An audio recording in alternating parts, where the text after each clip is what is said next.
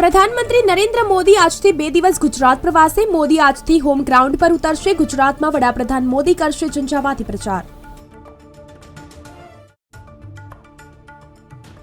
ભાવનગર પોરબંદરમાં હીટવેવ, દીવમાં હીટવેવની આગાહી. આગામી 5 દિવસ 2 થી 3 ડિગ્રી સુધી તાપમાન પારો ઉંચકાશે.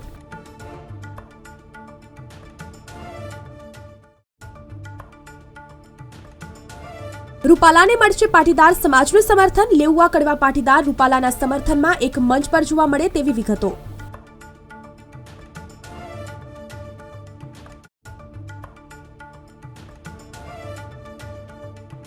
મહેસાણાની દૂધસાગર ડેરીએ પશુપાલકો માટે મોટી જાહેરાત કરી. મતદાન કરો અને પ્રતિ લીટરે ₹1 વધુ મેળવો.